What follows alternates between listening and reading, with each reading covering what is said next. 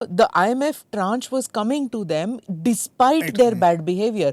So why should we think that Pakistanis will think that for their actions there will be consequences? नहीं होता internationally तो consequence. उनके ये ना, जैसे मैं बोलता हूँ ना, शरारती बच्चे होते हैं, तो ये बदमाशी करते हैं, तो माँ बाप बोलते हैं अच्छा ऐसा मत करना आगे, ठीक है, ये कोका कोला पी लो, ये चॉकलेट खा लो, तो ये अच्छा आप F-16 ले लो। अमेरिका ऐसे डील करता है पाकिस्तान से, आप एमरैम ले लीजिए, अब आगे से मत करना।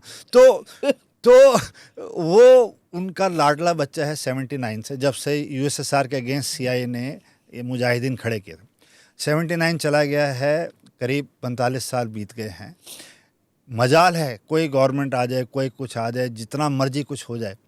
एंड मैं परसों ही पढ़ रहा था कि ये जो अमेरिकन निकले हैं अफ़गानिस्तान से, कहीं ना कहीं उनसे स्ट्रेटेजिक मिस्टेक हुई है। उन्होंने बगराम, एक एयरबेस है वहाँ पे अफगानिस्तान, वो खाली कर दिया। वो भी मैं have landed there. हाँ जी, तो बगराम में अब चाइनीज़ आ गए।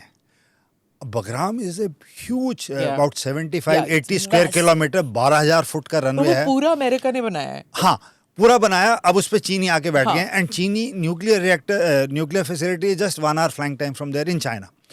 तो उनके लिए स्ट्रेटेजिकली इंपॉर्टेंट है। कल को उनको अगर कुछ लॉन्च करना है, कुछ है, तो Bagram is an airfield.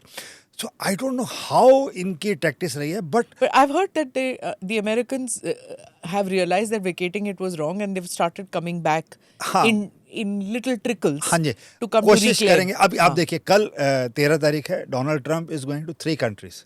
He is going to UAE, Saudi Arabia and Bahrain. Yeah. His first visit as president in the second term is to the Middle East countries.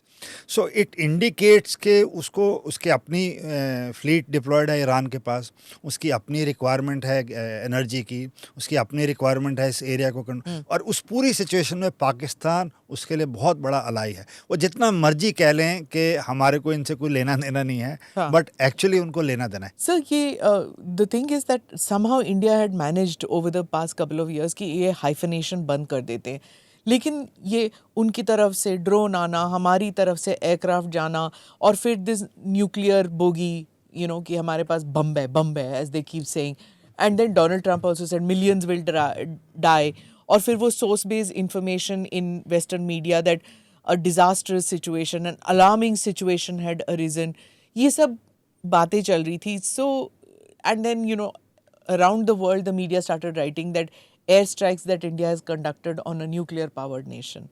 So upping the ante, what is the मेरी जो समझ है, सारा जो पाकिस्तान के पास equipment है, या वो अमेरिकन है, या वो टर्किश है, या वो चाइनीज़ है, वेस्टर्न ओरिजिन का, एक्सेप्ट चाइनीज़, वो कहीं ना कहीं ये नहीं चाहेंगे कि वो दुनिया को पता चले कि उनके एयरक्राफ्ट्स और उनके एयर डिफेंस सिस्टम्स और उनके रडार्स और उनके drones were taken out by Indian and Russian equipment. तो वो कभी भी भारत की जीत या भारत की जो एडवांस नहीं बताएंगे, क्योंकि उनका मार्केट बंद हो जाएगा. दूसरी चीज, you're talking about hundreds of billions of dollars. हाँ जी, हाँ जी.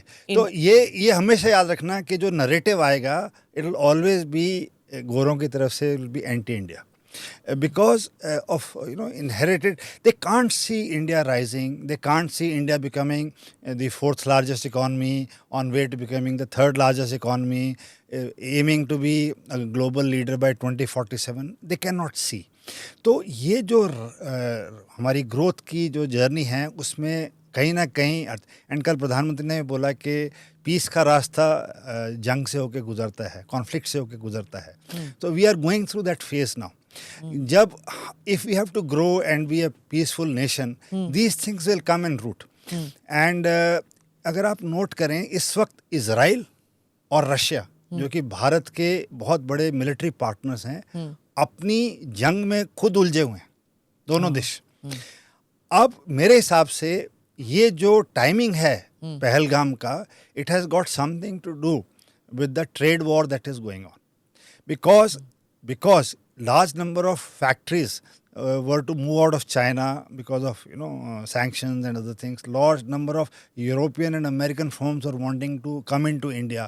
So अगर इस टाइम पे भारत को उलझा दो, तो ना वो इकोनॉमिकली ग्रो करेंगे, ना और इनके जो मेन सप्लायर्स वो अपने उसमें उलझे हुए हैं, और हमारा देश में इन्वेस्टमेंट आनी कम हो जाएगी, क्योंकि यहाँ अनस्टेबल माहौल है. So kahin na kahin, with all the other factors, there also must have been some factors for consideration. But हुआ यूं कि अभी जो विराम चल रहा है इस वक्त, दिस विल डिफाइन वो क्या है. अब my sense is they would be repairing there, they would be regrouping, जो सैल्वेज कर सकते हैं डैमेज में से वो कर रहे होंगे. They would be sending SOS messages to their allies to supply them whatsoever urgent. They will again regroup and again assess. So it's a dynamic thing that will continue. Do subscribe to the ANI Clips channel to get shorter versions of this podcast. Click here to watch the full episode.